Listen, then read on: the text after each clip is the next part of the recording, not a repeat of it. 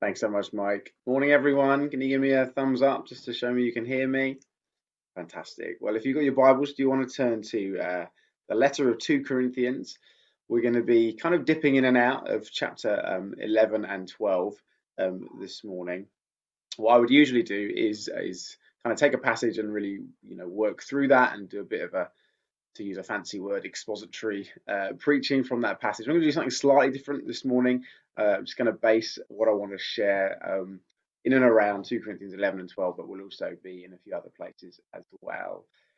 One of my favorite films growing up was The Truman Show. Has anybody seen The Truman Show? Give me a thumbs up.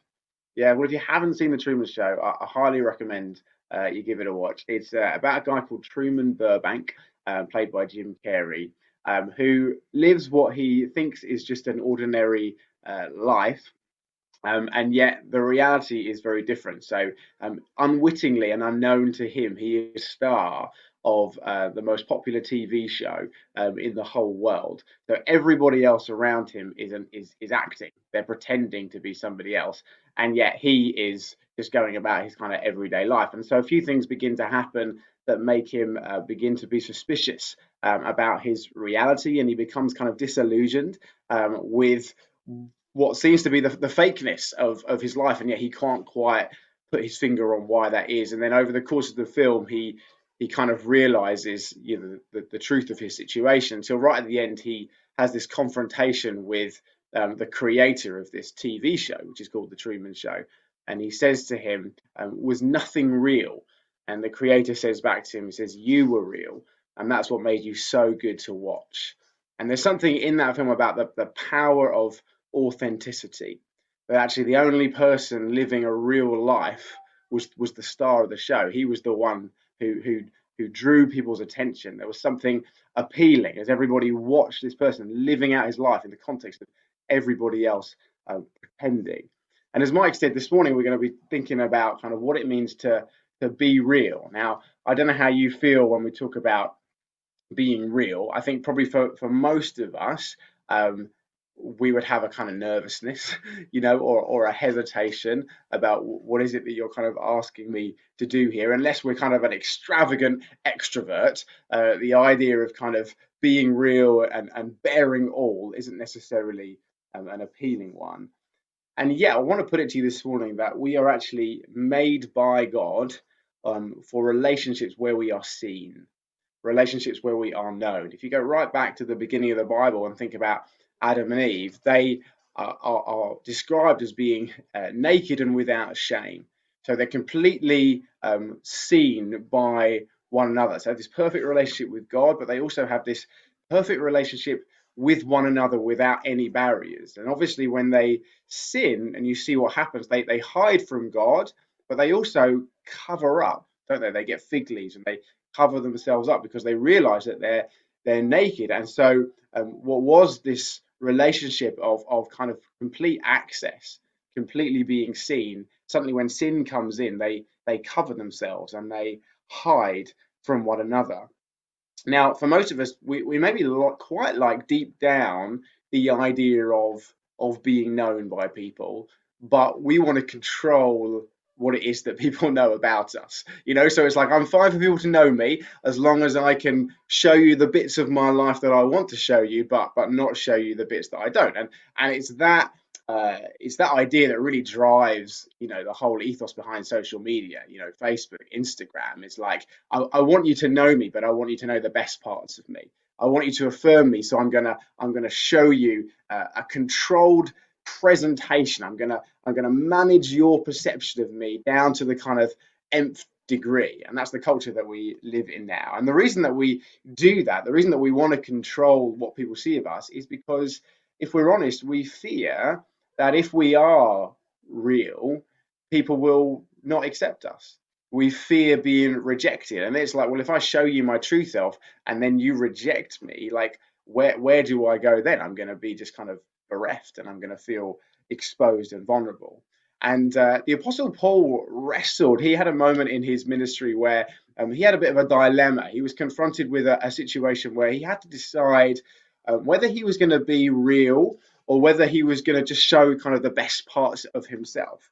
And so if you look in 2 Corinthians chapter 11, we're going to start reading in a minute just from verse 21. But just to give you a little bit of context of what's happening here, Paul had a complicated relationship, I guess, would be a good way to put it, with the church in Corinth. So he established the church in Corinth, but then he visited them a while after he'd kind of set them up.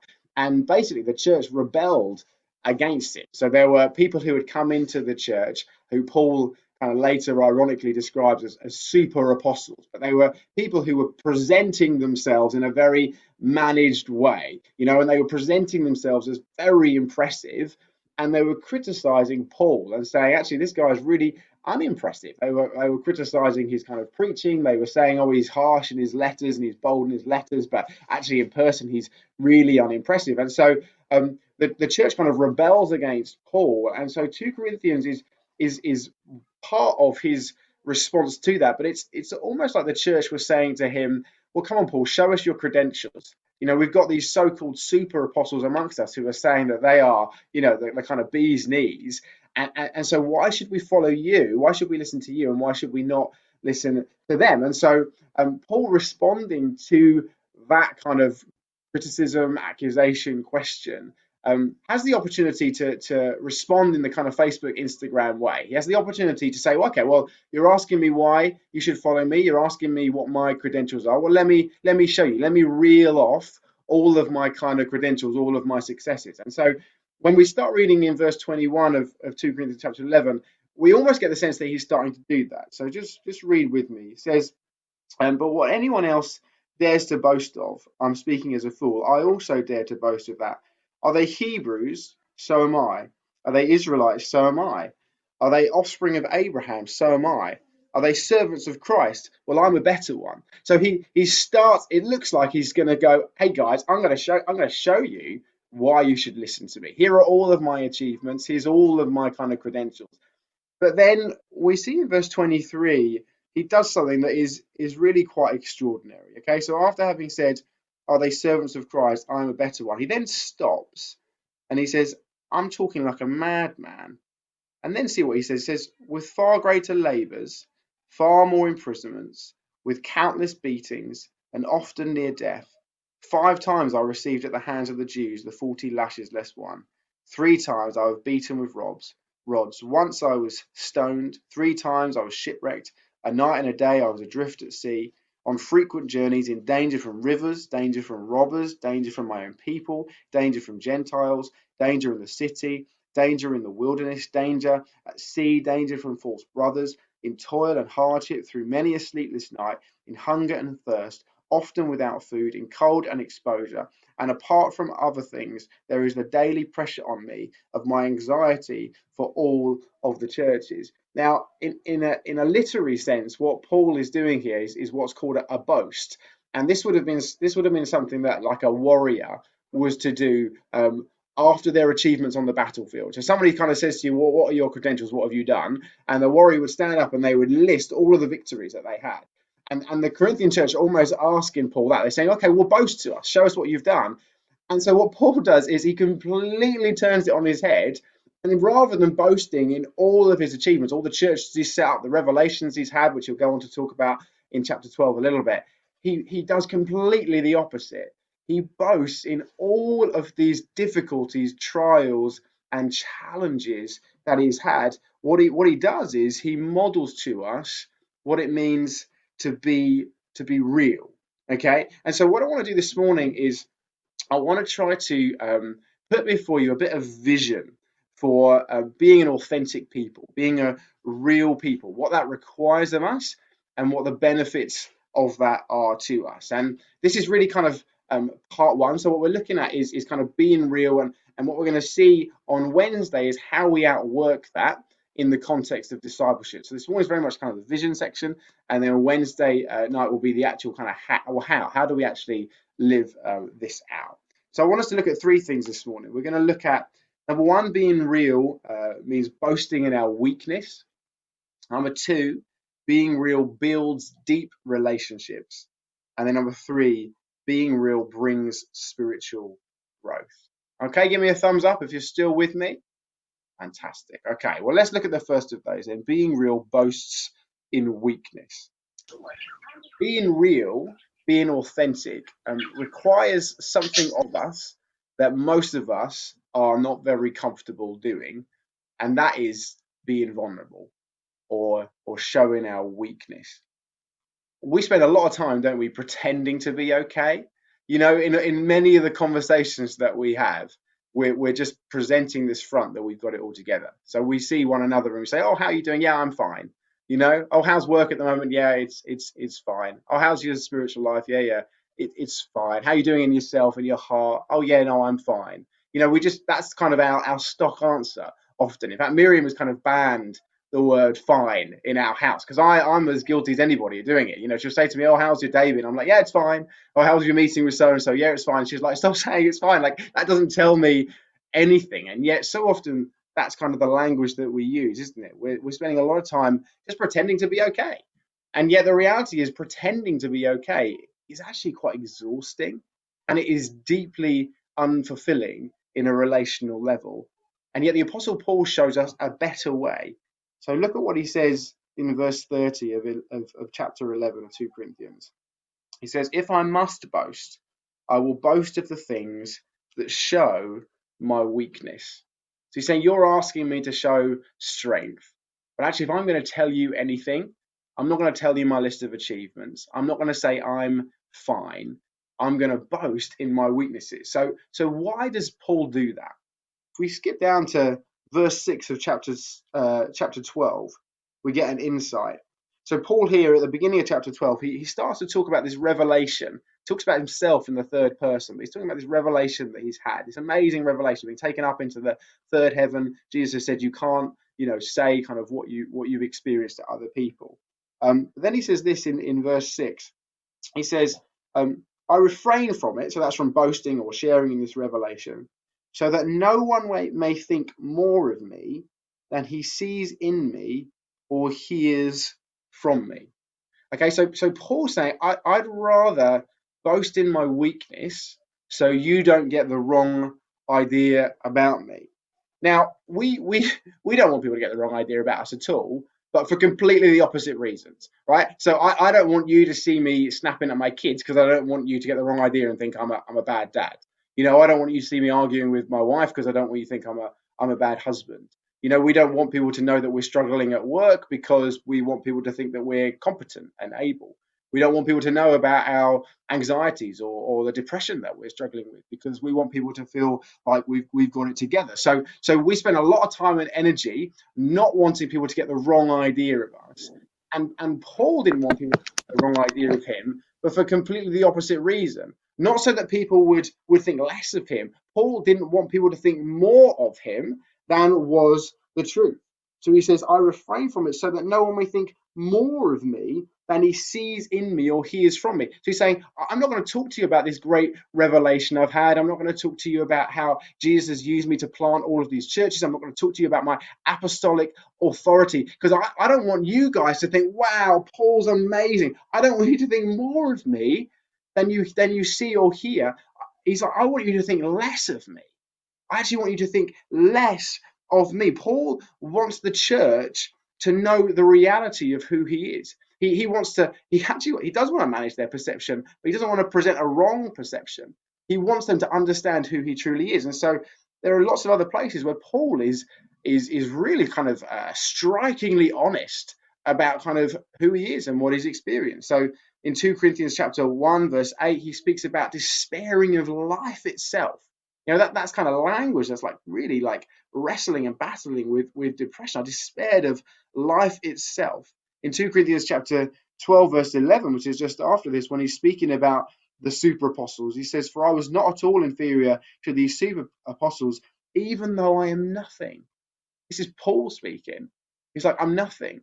And then in 1 Timothy chapter 1, verse 15 to 16, he says, "This saying is trustworthy and full of acceptance, that Christ came to die for sinners, of whom I am the foremost."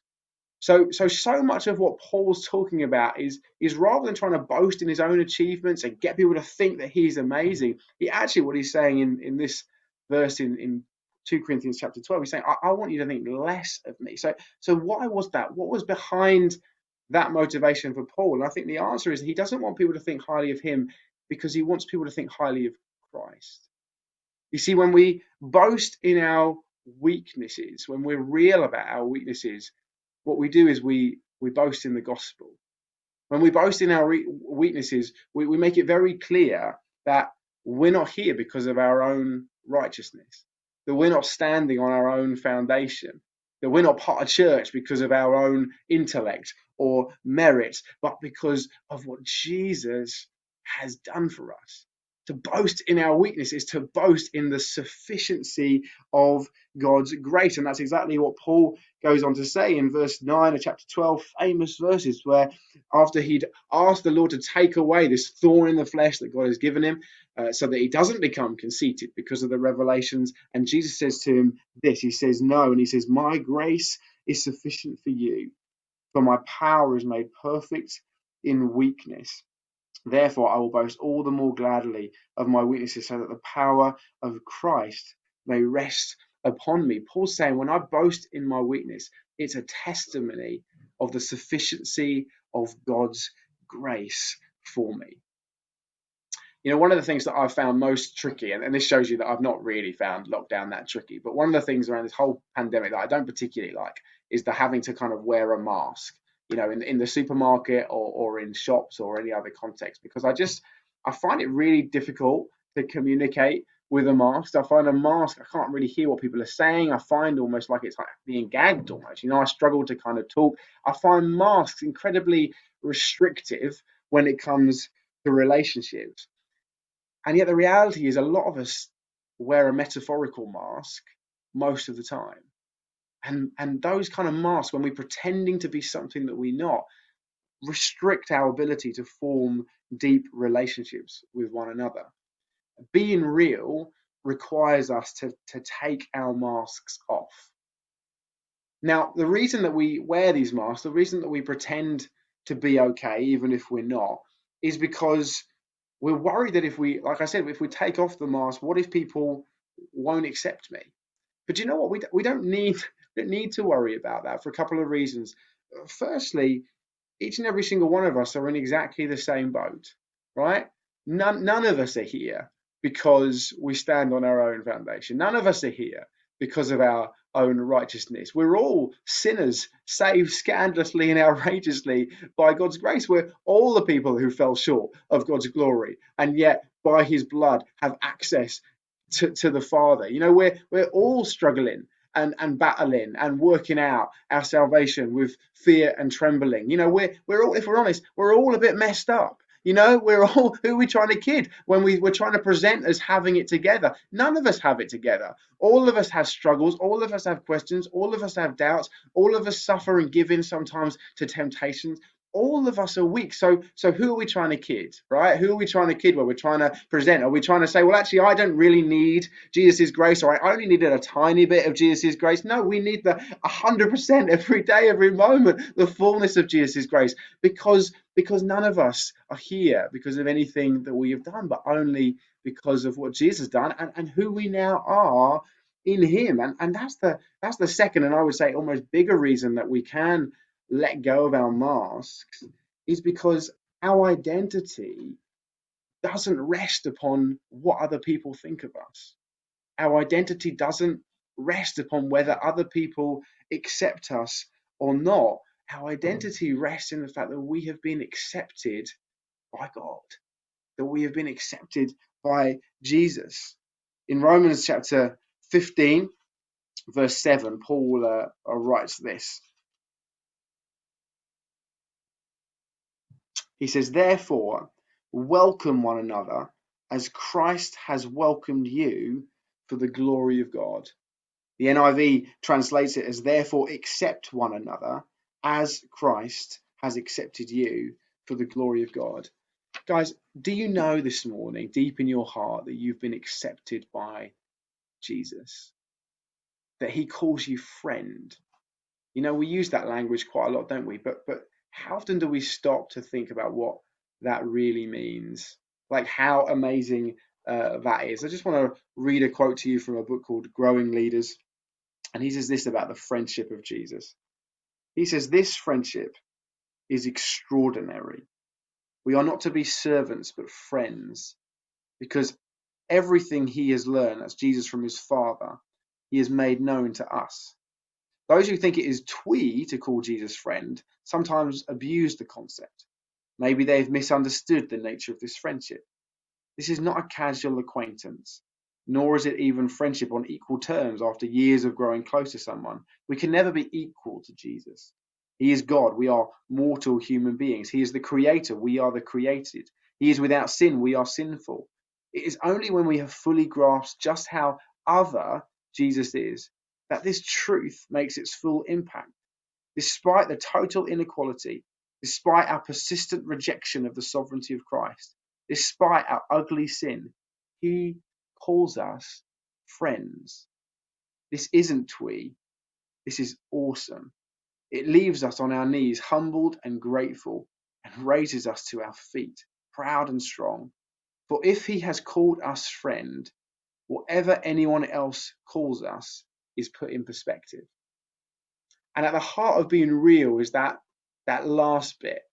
If Jesus has called you friend, we are free to be authentic before anybody else without fear of rejection, because who we are is not shaped by others' acceptance or rejection of us. Who we are is shaped by the fact that we are called friends of Jesus, friends of God. And when we grasp the fact that we are friends of God, it also frees us to accept other people, because we don't need to reject others or criticize others or compete to others to jostle for position, because our position is secure in Jesus. And so this leads us on to our second point, that being real helps us build deep relationships. You guys still with me? Give me a thumbs up. Okay. Now, we talked at the start about how deep down we all want relationship. We all want to be known, right? But we kind of want it without the risk of opening up, don't we? And yet the reality is that superficiality does not cultivate deep relationships.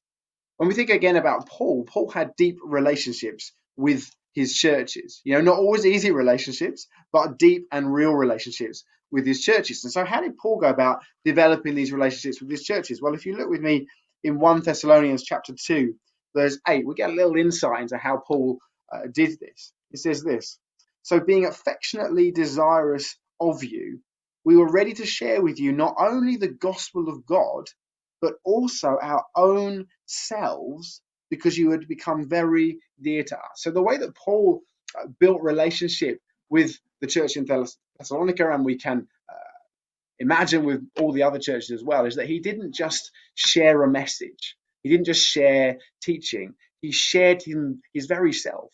He was completely kind of all in with them when it came to relationships. And as we said before, when we looked at our DNA of loving others, we believe that we're called to be a community that lives not in castles, but in tents. Okay, and that picture language speaks of access and speaks of proximity. And that's important because we grow when we are living in proximity to one another. And the reason that we do that is because when we're living in proximity to each other, relational proximity, it's much harder for us to hide. And when we're not hiding, that's where we allow other people to speak into our lives, and that's where we grow. And we'll think about that a little bit more in a moment. Now, I had a very real example of this a few years ago. Miriam and I went on a caravan holiday with Matt and Helen Spockier, who are planting up in Sheppey. Many of you will know those guys. And also Ollie and Kirsty Knight. Ollie leads the worship team over in Canterbury. And there was one evening where I can't even remember the details, but one evening where we all decided we were going to get Chinese, but because we all had young kids at the time, we were like, well, we'll all get one, but we'll have to eat it in our separate caravans, because we can't just, we can't leave the kids on their own. And so I don't even know why, but somehow Miriam and I managed to get into this big Barney about, I think that it was, I don't know if it was about the Chinese, it was something to do with the Chinese. Anyway, we had a heated discussion, shall we say.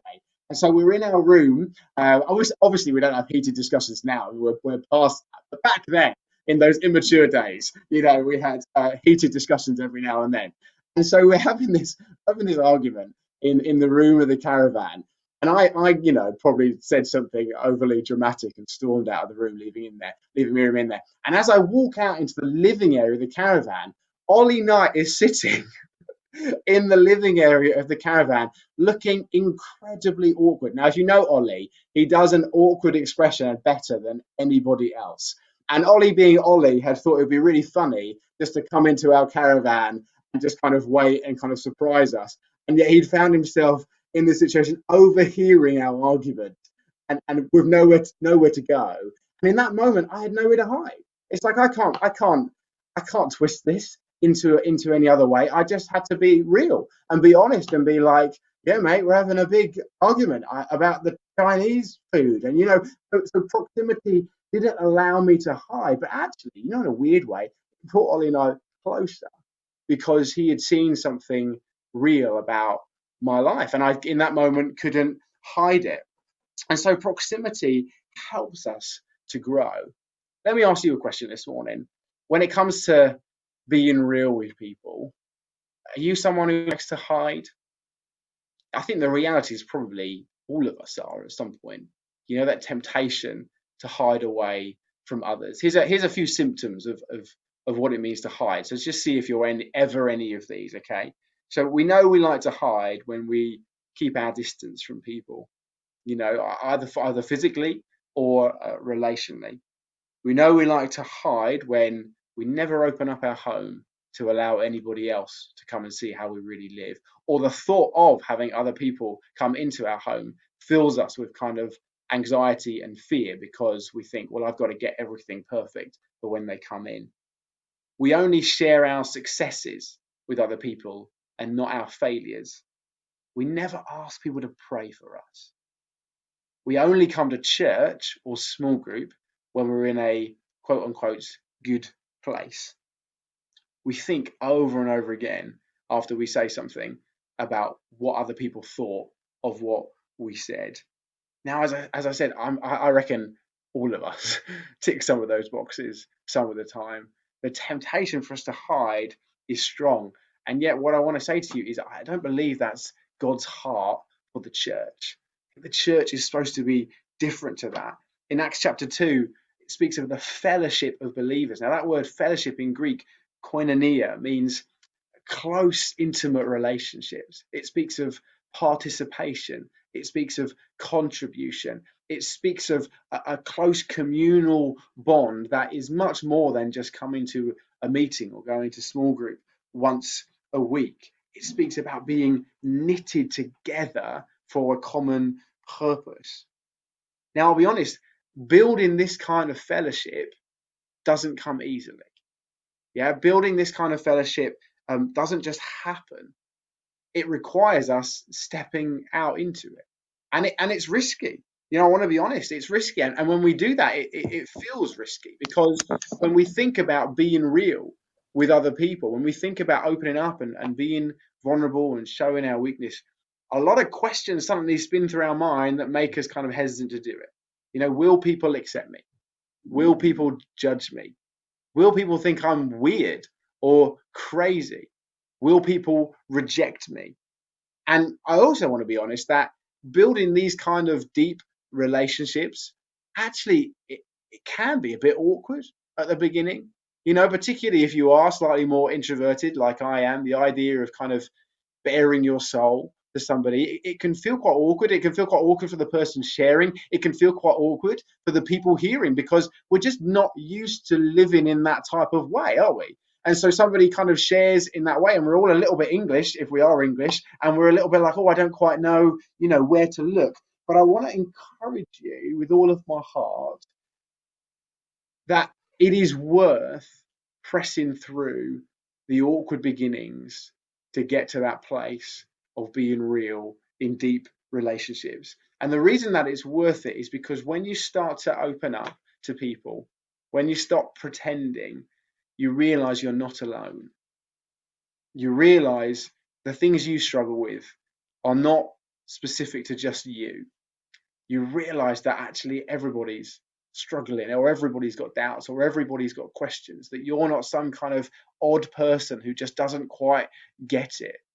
And actually, when you realize that, that's a great encouragement. but it also makes you realize you don't need to hide anymore. Now, we'll add one slight caveat at this point, and that is that building authentic community, being real with one another, doesn't mean that you have to share everything with everybody at every opportunity. Okay, so what we want to try and build as a church is a culture where we are appropriately real and vulnerable, wherever we are. That we're just authentic. I'm the same in any kind of context. I'm the same at church. I'm the same at work. I'm the same at home. But there's also a place for a deep level of vulnerability, a really deep level of honesty that is best outworked in a few really deep, accountable, trustworthy relationships for your own protection and for the protection of others. Because the purpose of being real is to be changed, not to be noticed.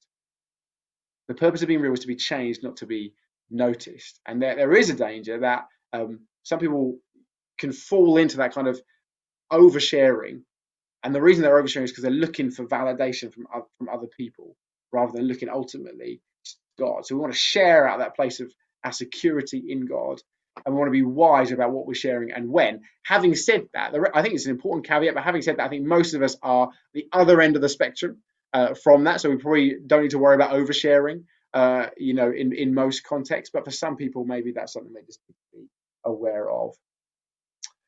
Okay, coming into the third point then, being real brings spiritual growth. So obviously, when it comes to our relationship with God, there is a significant part of it that is outworked personally. We grow through our personal discipline, through the dynamic of our personal relationship with Jesus. But also a lot of it is outworked in the context of community, and our character is formed in the context of community, and we grow in the context of community. So what I want to do just to finish is just share 3 quick ways with you that being real in the context of deep relationships helps us to grow spiritually. Okay, so the first of these is that it helps us to confess and confront our sin. Okay, so sin loves to hide in the darkness. Sin has a party when somebody is hiding away. And the reason that we don't confess our sin to one another is because of that fear we talked about right at the start. We're fearful of being ashamed in front of others, or fearful of being judged or rejected by people. And so sin often, the fear of those things means that we keep sin hidden away. And yet Proverbs 28, verse 13 says this about confession. Let me see if I can find it.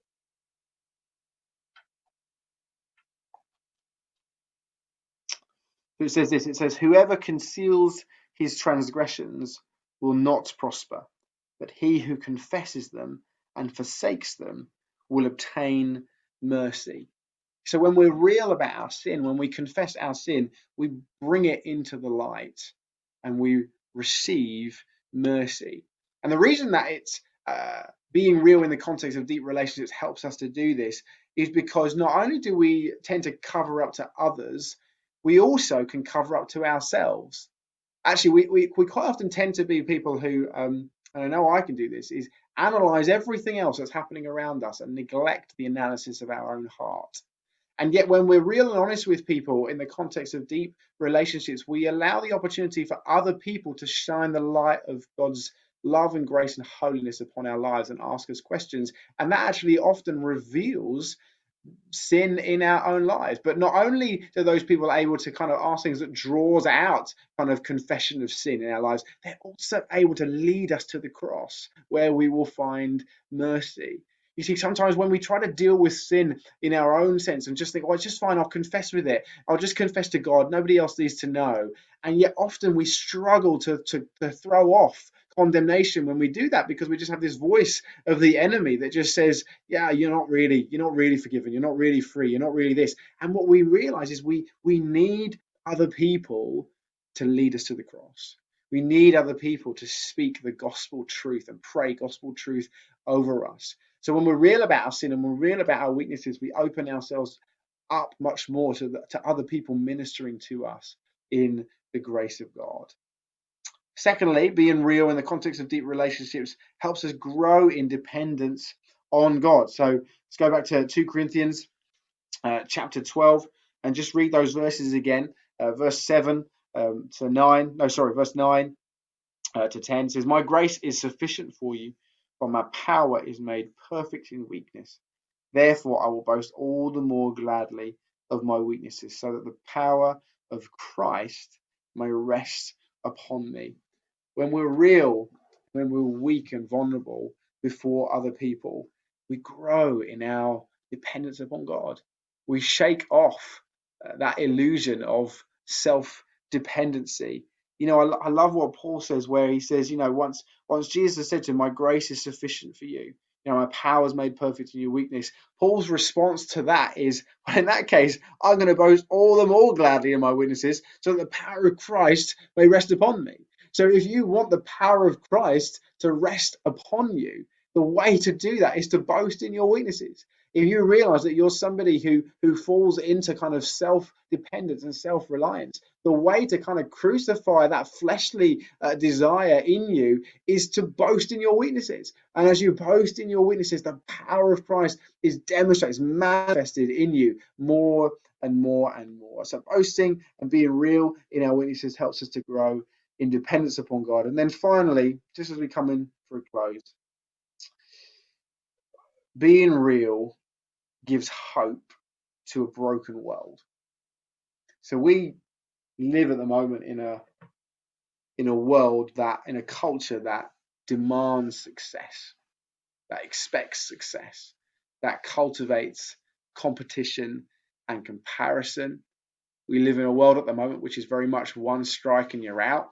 We see it time and time again. Somebody tweeted something 10 years ago, and suddenly the tweet reemerges and they're ostracized. No longer, careers fall apart because of one mistake that people made. The church should be a sanctuary from all of that. Our community is different to the world's community.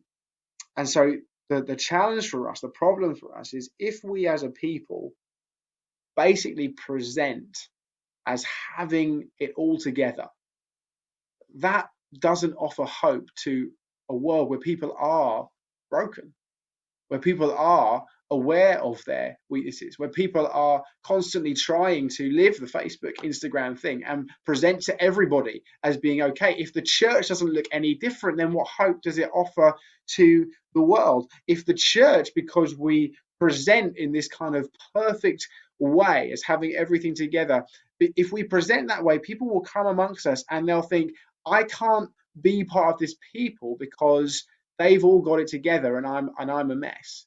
I can't be part of this people because they're all perfect and I'm not. Or I want to be part of this people, but I got to clean up my act first so that I will fit in. And I don't think I can do that. So actually, although I'm kind of drawn to this people, and although I'm drawn to this idea of this Jesus, I'm just too messed up to fit in here. And if we live our lives like that, and if we present community like that, we're actually preaching an anti-gospel, because the gospel is not clean yourself up and come. The gospel is come and be cleaned. The gospel is come as you are, with all of your brokenness and all of your mess. Come to the one who can clean you. Come to the one who can wash you whiter than snow, because he has shed his blood for you. And so we want to be a people that says we just come because we're cleaned, not because we're clean. We're a community who have been cleaned. But the reality is we've got mistakes and mess ups and brokenness all around, and yet God's grace is sufficient for us. So I hope that's been helpful this morning in just trying to communicate a vision of an authentic life, and to encourage us to step out of our comfort zones in seeking to be real with one another. Now, obviously, that leaves us with the question of, well, how do we actually do that? And that's why I want to encourage you to come and connect in with us on Wednesday night. What we're going to be talking about on Wednesday night is our vision for what we're just calling discipleship groups.